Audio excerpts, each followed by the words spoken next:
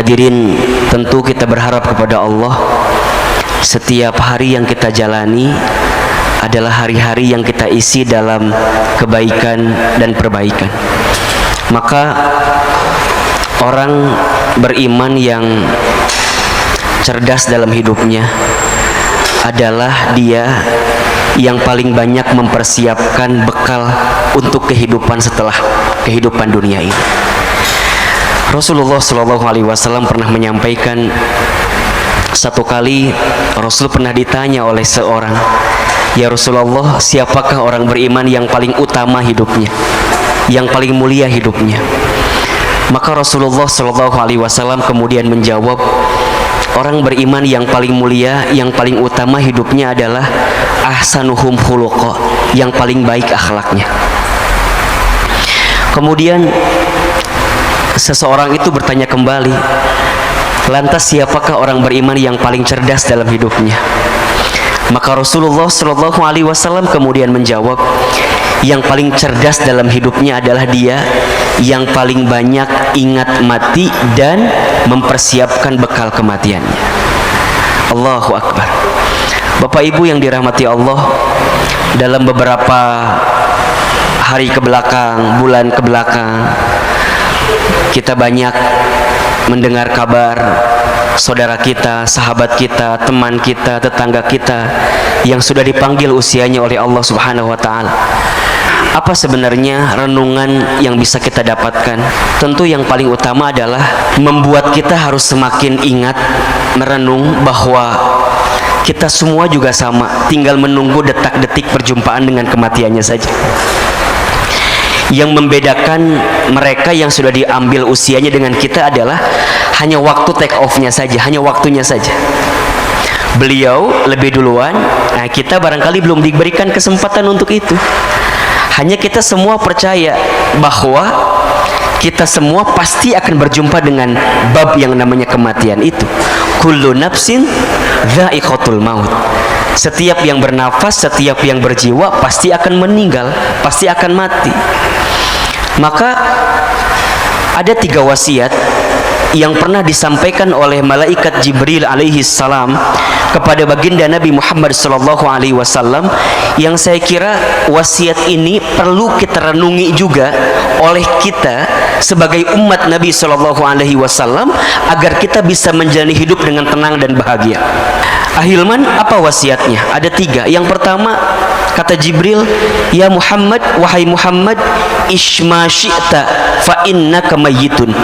Hiduplah kamu sesuka kamu ingin hidup, silahkan. Tapi ingat, fa innaka mayyitun, kamu akan berjumpa dengan yang namanya kematian. Maka Bapak Ibu hadirin yang dirahmati Allah, setiap saat ketika kita masih diberikan kesempatan hidup di dunia oleh Allah, ingatlah bahwa kita pasti akan kembali kepada Allah. Inna lillahi wa inna ilaihi raji'un. Ya. Sehingga apa yang kita mintakan kepada Allah selama kita hidup, kita pengen bener hidup selamat di jalan Allah dan wafat dalam keadaan baik di jalan Allah. Kan doa yang sering kita bacakan itu kan, Allahumma inna nas'aluka salamatan fid din wa afiyatan fil jasad wa ziyadatan fil ilmi wa barakatan fil rizqi wa taubatan qablal maut wa rahmatan indal maut wa maghfiratan ba'dal maut. Allahumma hawwin alaina fi syakaratil maut wan najata minan nar wal afwa indal hisab. Hidup selamat, sehat afiat, ilmu bertambah, rizki barokah, taubat sebelum wafat, rahmat ketika wafat, ampunan setelah wafat. Ya Rabb, ringankan sakaratul kami ya Rabbal alamin. Itu yang kita mintakan. Maka Bapak Ibu yang dirahmati Allah, berkali-kali Ahilman sampaikan kepada Bapak Ibu hadirin sekalian, kalau hari ini kita masih diberikan kesempatan usia oleh Allah, ingat 2 hal saja. Yang pertama, boleh jadi karena amal kita masih sedikit, sehingga Allah berikan kesempatan usia agar di sisa usia ini kita sibuk beramal. Kita tutupin kekurangan kita yang dulu gitu loh. Ustadz, dulu saya sering berbuat maksiat. Ustadz, dulu sering saya berbuat dosa.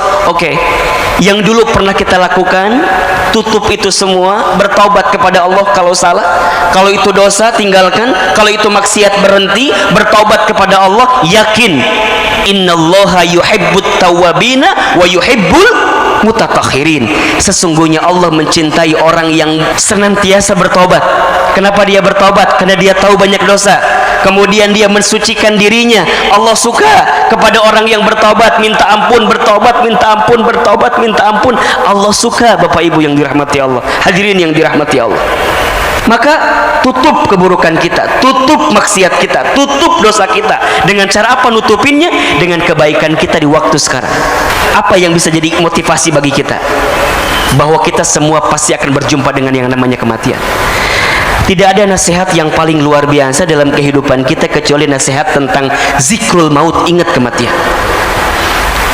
Kita lagi futur, lagi down, lagi nggak semangat, Ustaz, lagi nggak semangat nih, ingat mati.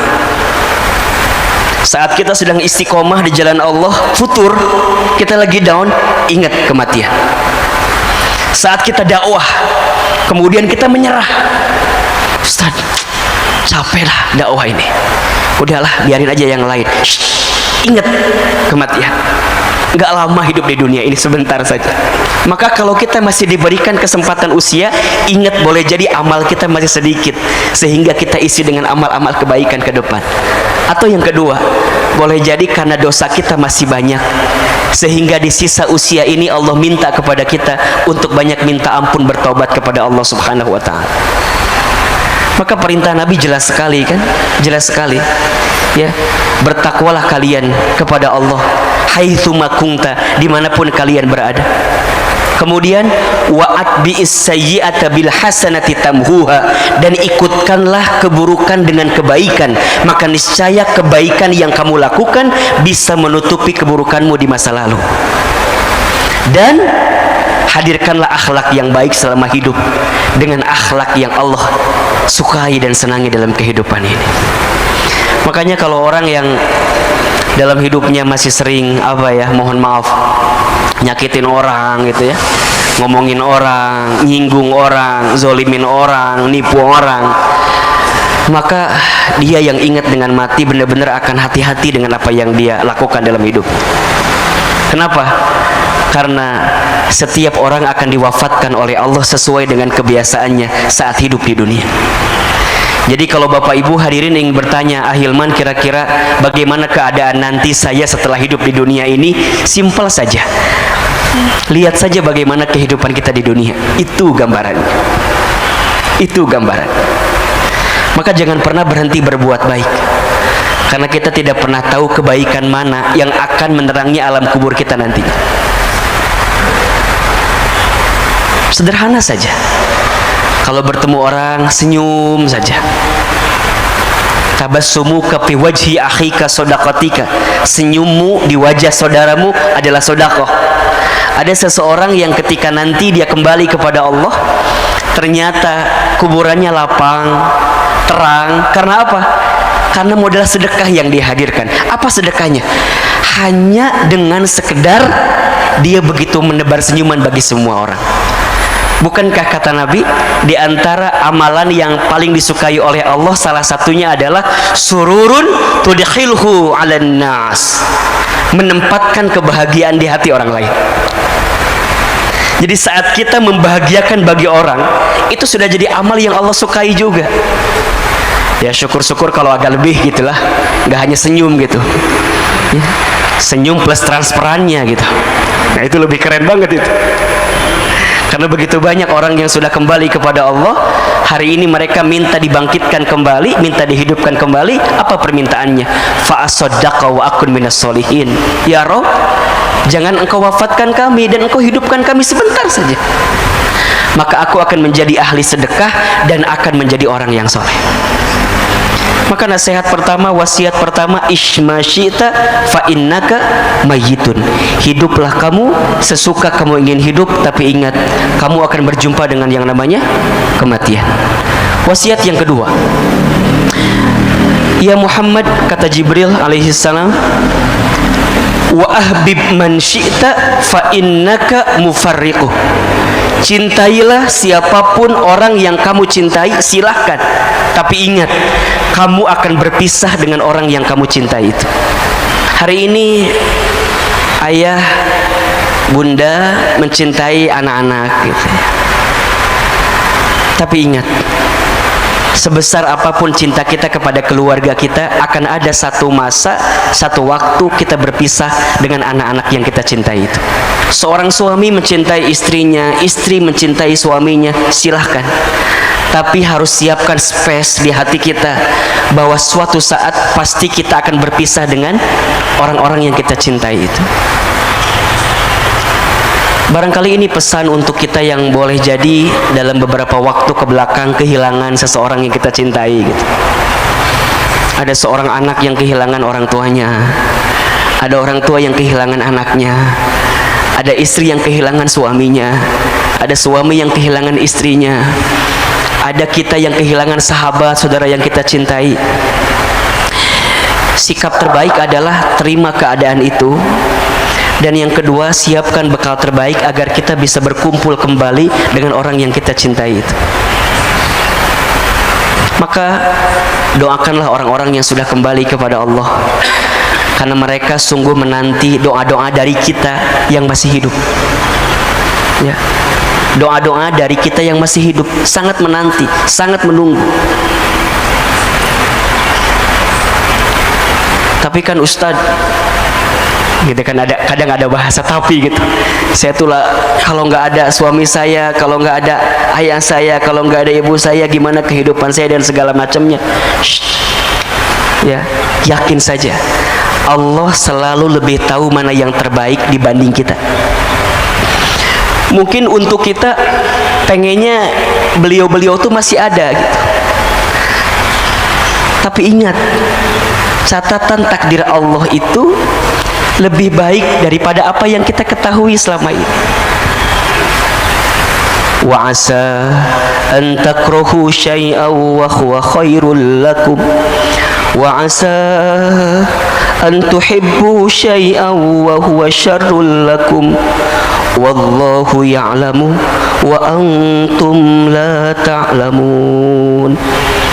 Boleh jadi kamu membenci sesuatu padahal itu baik bagimu. Boleh jadi kamu menyukai sesuatu padahal itu buruk bagimu. Allah lebih tahu sedangkan kamu tidak mengetahuinya. Maka sikap pertama adalah terima bahwa kita pasti akan berpisah dengan orang yang kita cintai itu.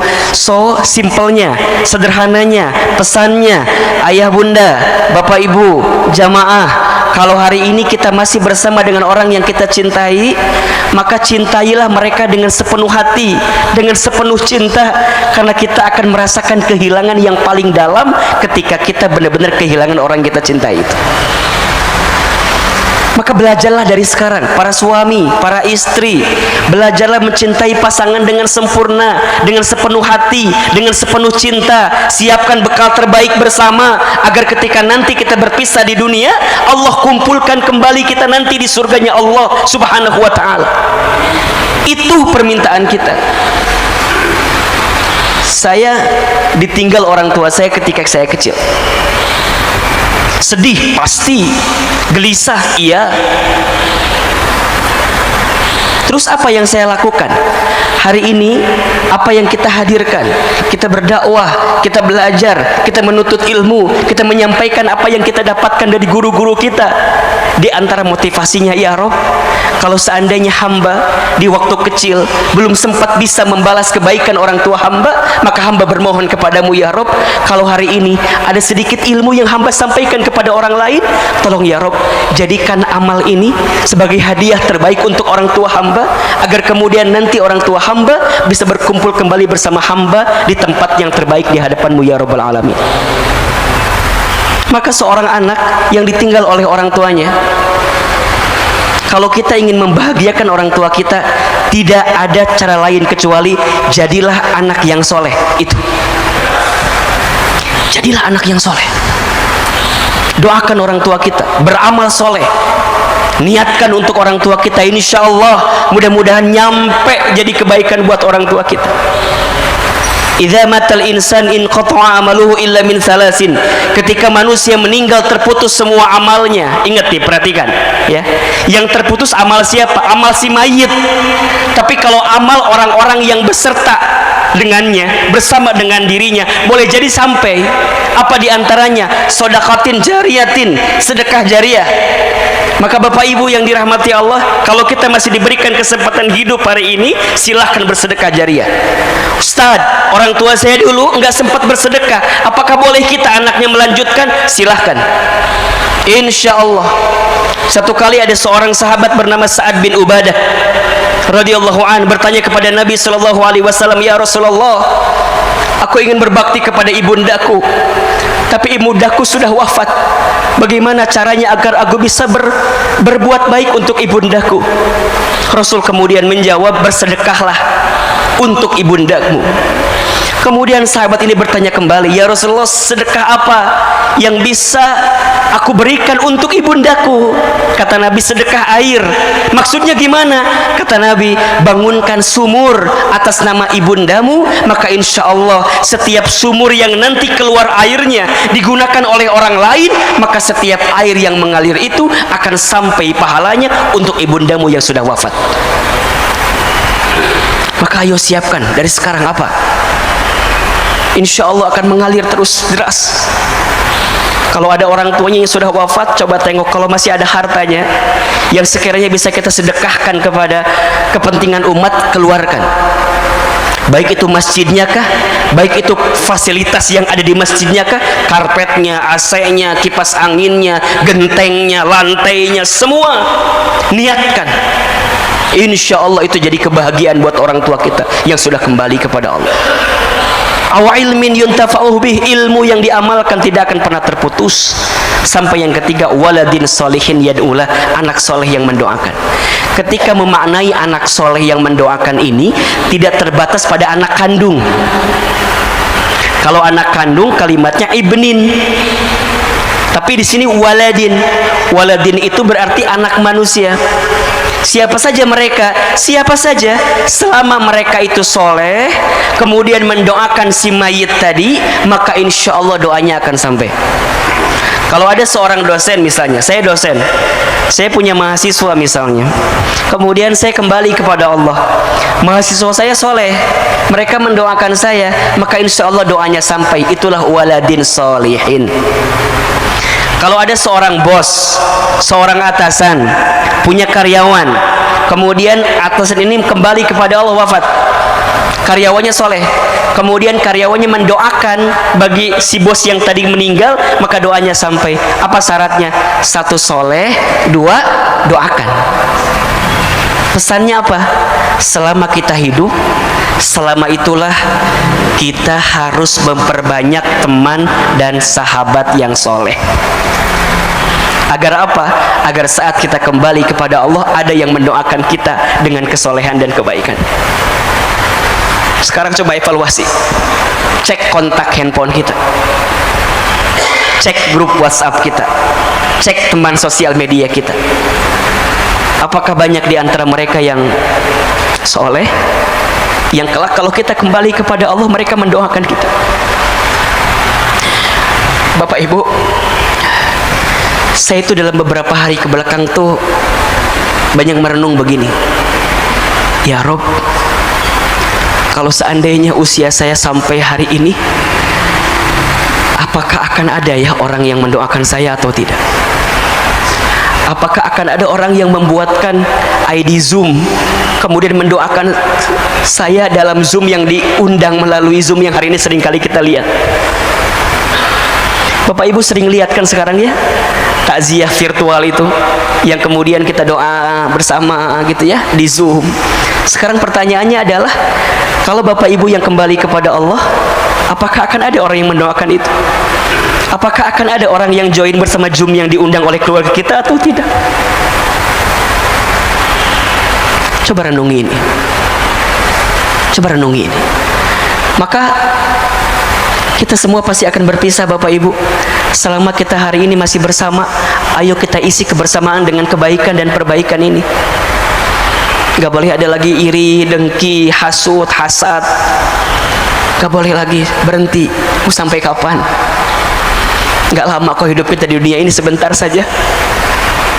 Kalau ada orang yang pernah menyakiti kita, maafkan.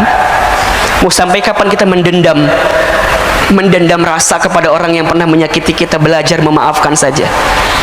Belajar hidup dengan mencintai satu sama lain. Kalau ada orang yang berbeda paham, selisih paham, berbeda pendapat, ya sudah, cukup pada berbeda pendapat saja. Tapi jangan dimasukkan ke dalam hati, bahkan sampai muncul sifat benci di hati kita. Jangan. Sifat benci kepada orang lain yang kita tanam itu, itulah yang menjauhkan kita dari rahmat Allah Subhanahu wa ta'ala. Maka case close, bersih, selesai. Berpisah sebentar lagi kita. Maka ayo berdamai. Yang sering berantem, yang masih berantem, ya, berdamai, selesailah. Kita akan berpisah kok sebentar lagi. Yang ketiga wasiatnya, kata Jibril alaihissalam, ya Muhammad, wa'mal ma syi'ta fa innaka mazyun bih. Wahai Muhammad, lakukan saja apa yang ingin kamu lakukan, perbuat saja apa yang ingin kamu perbuat, tapi ingat, mazyun bih, kamu akan diminta pertanggungjawaban dari apa yang kamu lakukan. Bapak Ibu yang dirahmati Allah, hari ini kita semua tentu di tengah kondisi pandemi harus banyak dikuatkan diri kita untuk menyiapkan bekal-bekal terbaik kita untuk berjumpa dengan Allah Subhanahu wa ta'ala.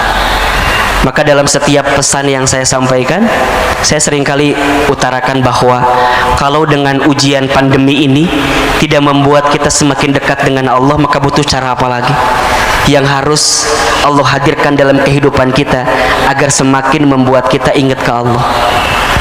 Karena sungguh di antara yang Allah inginkan, tujuan dari ujian yang datang hari ini adalah agar kita menjadi orang yang makin sadar dalam hidup ini. Itu Ustadz, apa yang perlu kita sadari? Banyak. Satu, sadar kalau kita hamba Allah yang sangat lemah. La haula wa la quwata illa billah.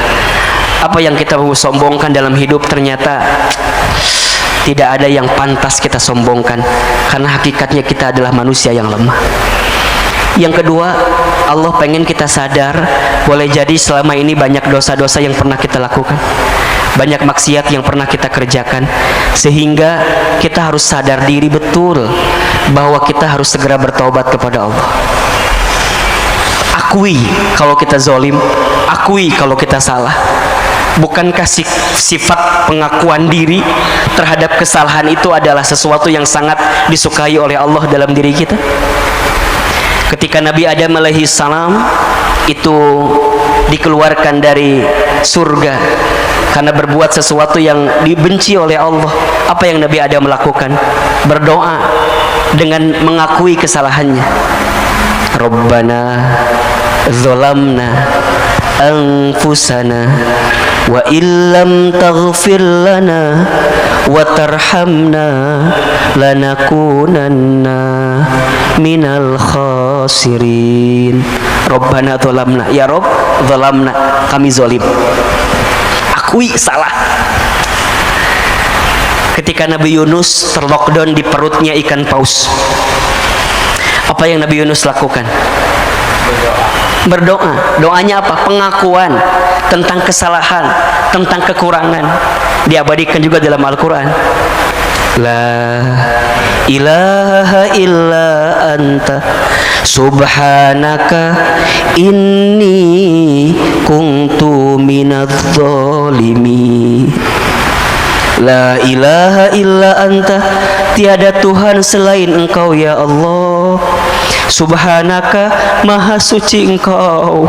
Inni, sesungguhnya aku, kuntu minadz zalimin, aku berada dalam golongan orang-orang yang zalim, salah. Akui kalau kita banyak dosa, akui kalau kita banyak salah. Sadar diri. Wa ma asabakum min musibatin fabima kasabat aydikum wa ya'fu an katsir. Dalam surat Asy-Syura ayat 30 Allah sampaikan, dan apa-apa musibah yang menimpa kamu sekalian itu disebabkan oleh apa? Oleh ulah perilaku tangan kamu sekalian. Tuh. Berarti apa Ustaz? Kita banyak dosa? Iya, banyak salah. Siapa yang paling banyak dosanya? Saya. Gitu. Siapa yang paling banyak dosa? Siapa yang paling banyak dosa? Siapa yang paling banyak dosa? Saya. Jangan sibuk dengan aib orang, jangan sibuk dengan dosa orang lain.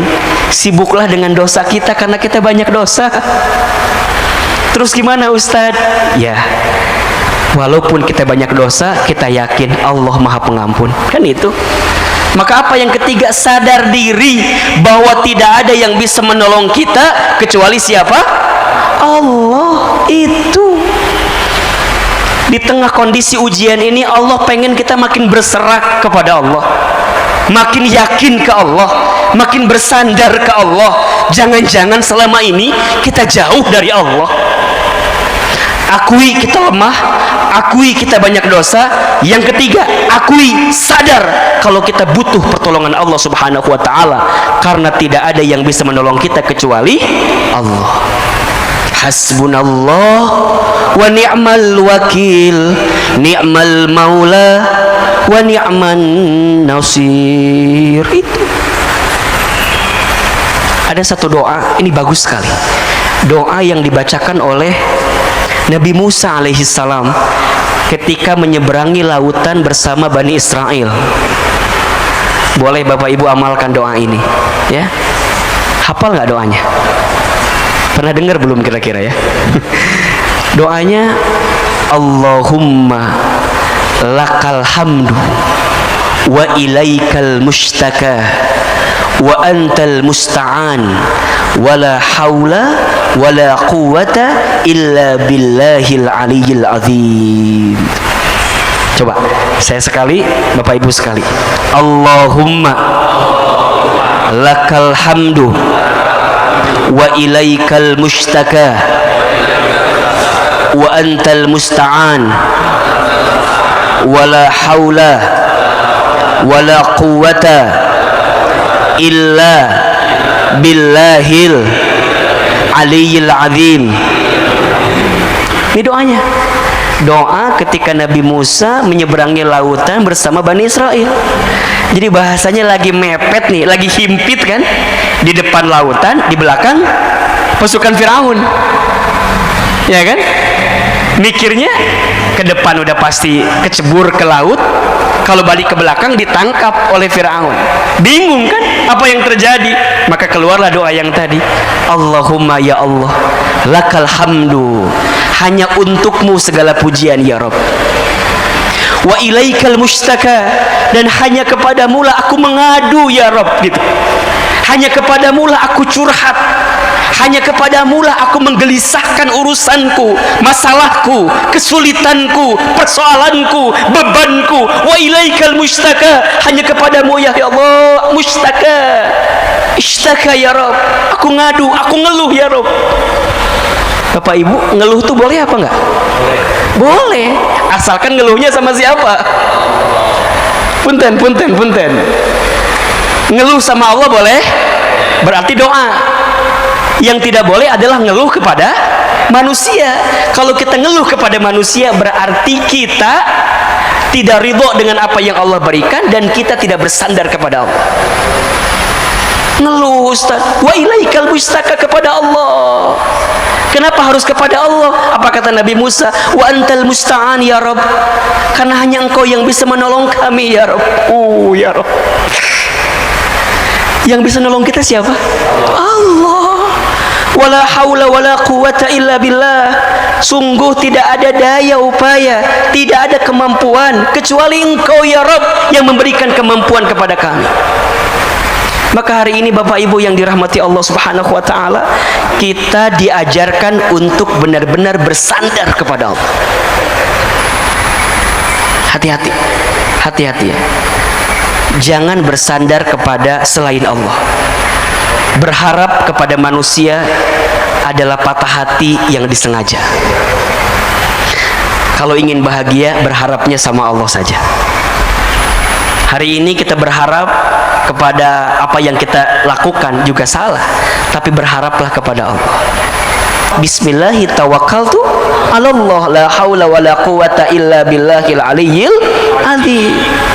Kesombongan kita, keangkuhan kita yang tidak bersandar kepada Allah lah yang kemudian akan mengundang azab dalam diri kita, musibah dalam diri kita, dan sesuatu yang menyakitkan dalam diri kita. Maka ya, jalani ikhtiar dengan terbaik, tapi ingat yang menentukan semuanya adalah Allah. Maka sadar diri betul, banyak minta pertolongan kepada Allah ya. Banyak minta ampun kepada Allah, karena di tengah kondisi ini Allah sangat menanti-nanti doa-doa kita. Allah menanti-nanti apa yang kita hadirkan.